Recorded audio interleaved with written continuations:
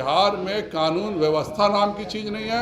पूरे बिहार को जंगल में बदलने को तैयार हो गए हैं। जितने भी आपराधिक गतिविधियां हैं सबका अड्डा पटना हो गया। मुख्यमंत्री जी तो रबर स्टैंप है, उनसे तो कोई बात ही करना बेकार है। नमस्कार, आप देख रहे हैं देशवा न्यूज और मैं हूं आपके साथ कुमार कौशिक। बीजेपी के प्रदेश अध्यक्ष संजय जायसवाल सीएम के ऊपर लगातार हमलावर रहते हैं और आज फिर उन्होंने सीएम नीतीश कुमार के विरुद्ध जमकर के हमला बोला।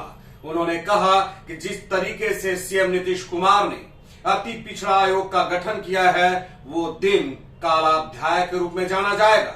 पहले आप संजय जायसवाल ने क्या कुछ सीएम के बारे में कहा है ये सुन लीजिए। जी हां, तो सुना आपने, संजय जायसवाल यानी कि बीजेपी के प्रदेश अध्यक्ष ने सीएम नीतीश कुमार के ऊपर किस तरीके से हमलावर होते हुए दिखे और वो उनके ऊपर वकील घोटाले का भी आरोप लगा रहे हैं और कह रहे हैं कि डीजीपी और सीएम का साठगांठ है। हाईकोर्ट ने कल जो कहा, हम लोग विगत 1 वर्षों से कहते थे कि आपका शराबबंदी पूर्णतः असफल है।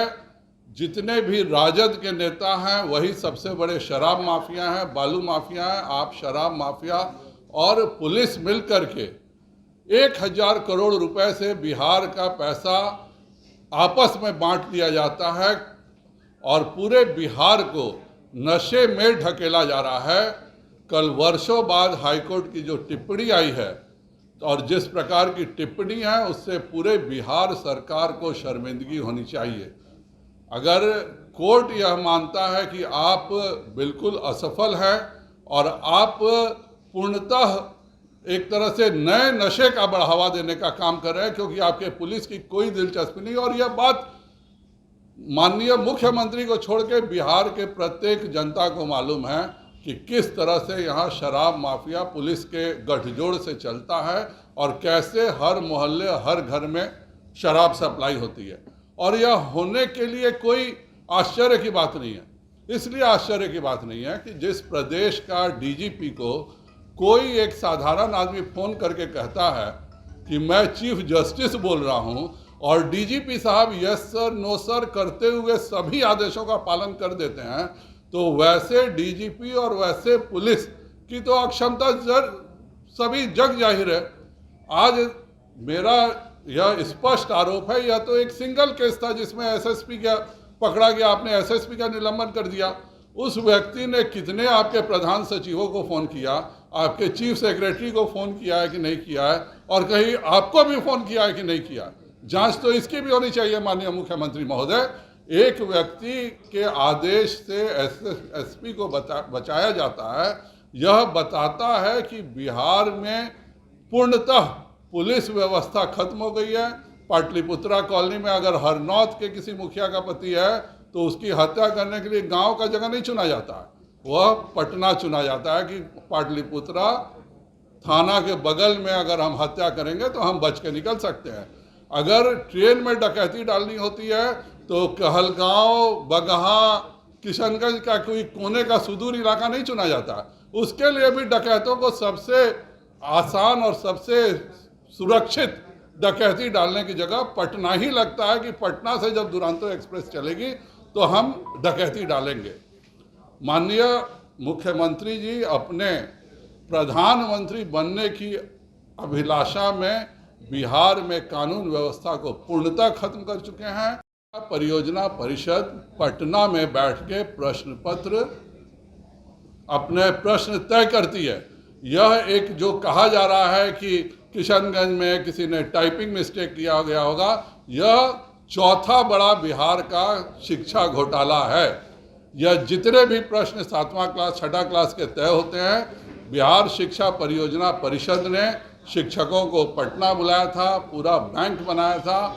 और मेरा माननीय प्रधान सचिव से, क्योंकि मुख्यमंत्री जी तो रबर स्टैंप है, उनसे तो कोई बात ही करना बेकार है, आप पूरे बिहार शिक्षा परियोजना परिषद के सभी प्रश्न पत्रों को सार्वजनिक करें। यह 6ठा 7वां का प्रश्न है, इसमें कोई बुराई नहीं है। इसमें इस तरह के और देश विरोधी कितने प्रश्न हैं, इस तरह के आम जनता के विरोधी कितने प्रश्न है यह साफ होना चाहिए। बिहार में कानून व्यवस्था नाम की चीज नहीं है, बिहार में शासन नाम का कोई चीज नहीं है।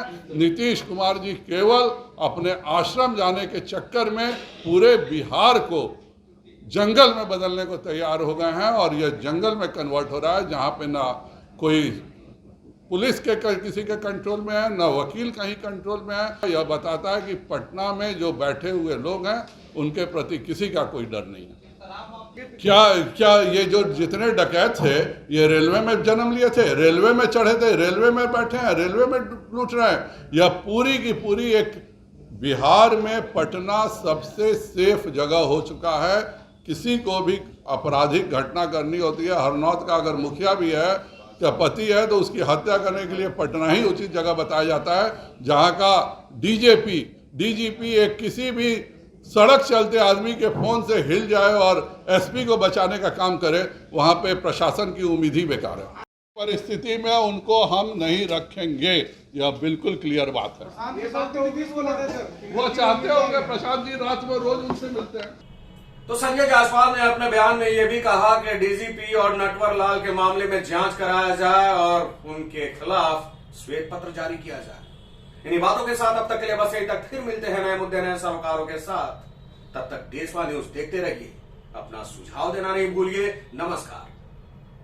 सिर्फ खबर दिखाना देशवा न्यूज का मकसद नहीं, देशवा न्यूज की कोशिश है कि समाज की सूरत बदलनी चाहिए। देशवा न्यूज पर वीडियो देखने के लिए लाइक करें, सब्सक्राइब करें, साथ ही बेल आइकन दबाना न भूलें।